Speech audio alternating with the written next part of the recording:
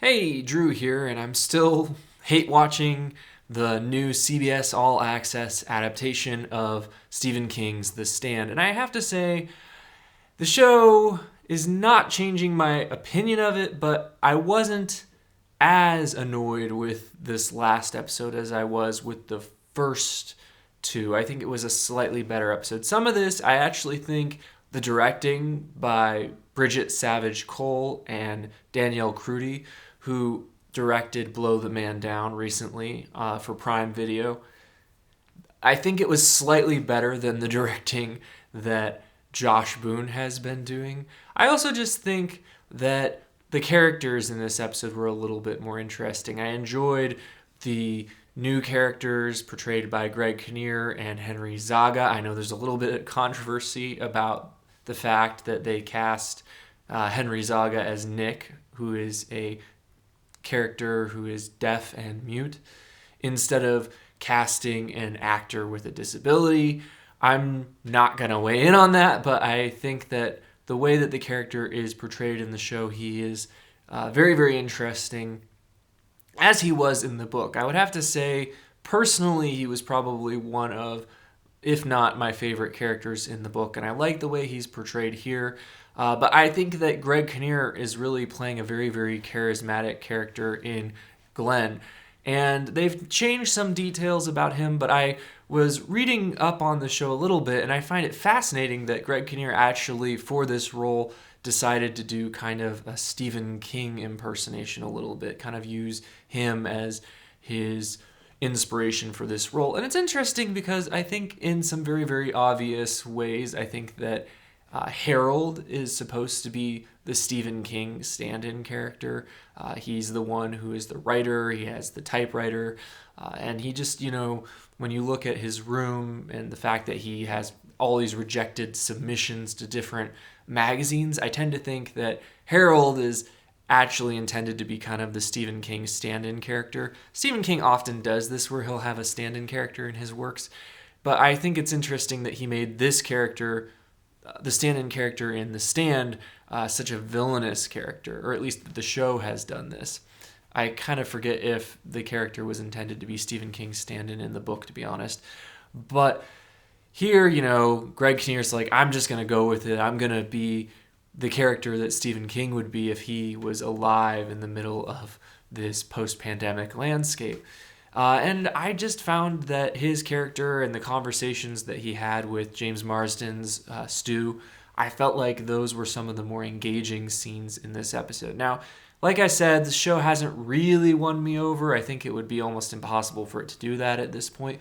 But I felt like this episode was a step in the right direction. I think that, again, I'm at the risk of repeating myself, but I have some new observations about why I don't think it's working. I think that the way that they've adapted this book, the way that they're flipping back and forth through time, part of the reason it doesn't work is because there's no rhyme or reason to it. They cut, in the middle of this episode, there's a scene where Odessa Young's Franny is in this room having an ultrasound with a technician, and they cut to another scene and then come back and she's still in the room. And it made no sense for there to be a cut there, except that they kind of just felt like they needed to, cut between some stuff. But it causes lots of problems. And overall, when you couple that with the fact that there's all of these sequences that are taking place in this kind of dream dimension with Randall Flagg, it's really unclear when anything is happening or where it's happening at times. And I think that's a huge problem.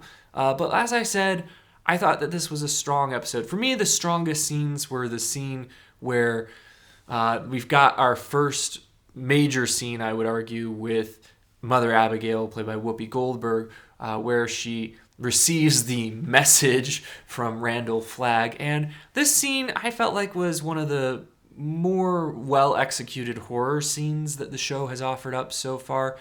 And I really thought that the way that they portrayed Mother Abagail in this scene was interesting. I liked the steely looks that she gave as she looked on at this very, very grotesque scene that, is not really from the book, although it sort of is. It's complicated to explain. But I think that, again, it is creating an element of dread around Randall Flagg. And it's interesting how in the show so far, we haven't really seen how he's evil. We've only really seen him as this devil tempter character. This episode, we see him and his relationship with Nadine developing, how she is in a sort of sexual relationship with him. And in this scene with Randall Flagg, again, we're seeing him as the seducer, as we do in the scene with Nick. And both of these were pretty interesting scenes. I think it's one of the compelling aspects of the character that he can get people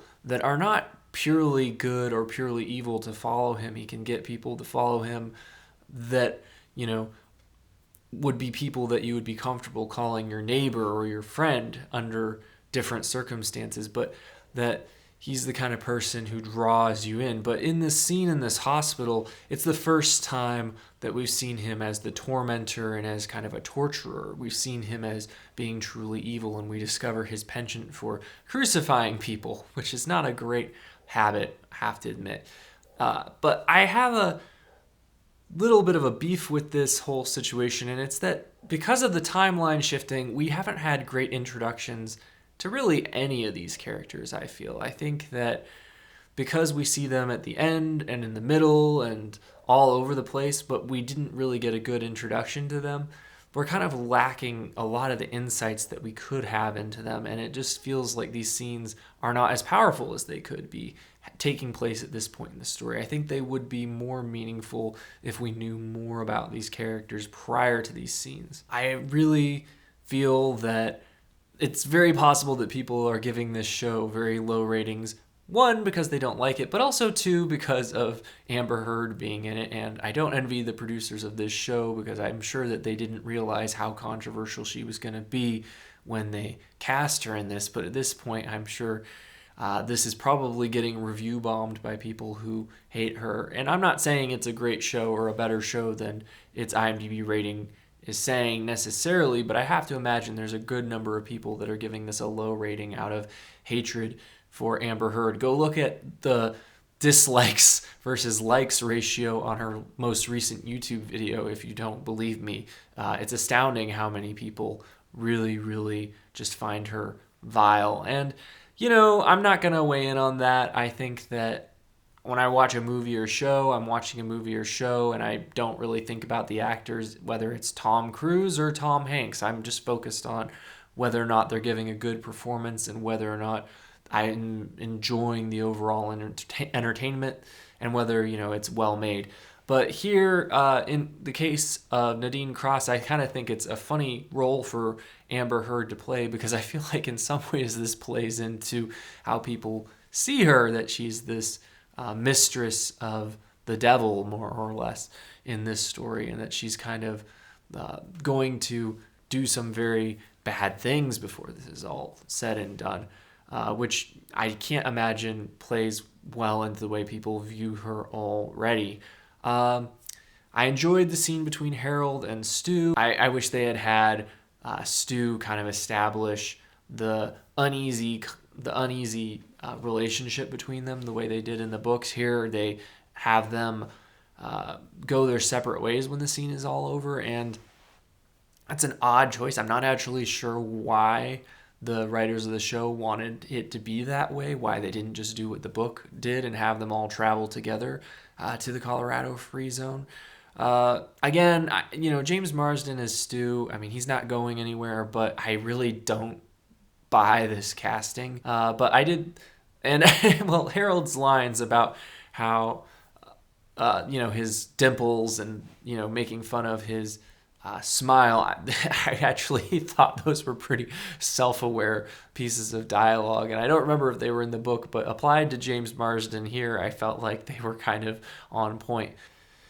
I guess I need to let James Marsden go a little bit because he's not really doing a bad job. I just feel like he's miscast in this role. I think he's just such a nice guy, and he's just a little too happy that he's in the middle of a post-pandemic landscape. So overall, I continue to not be very impressed with this adaptation, but I think I enjoyed this episode more than I did the previous two due to some of the new character introductions and some interesting moments. But those are just my thoughts for what they're worth. If you're interested in seeing my upcoming reviews of other shows such as American Gods and Servant, please consider subscribing. And as always, if you give me a like, I'd appreciate it. Thanks for watching.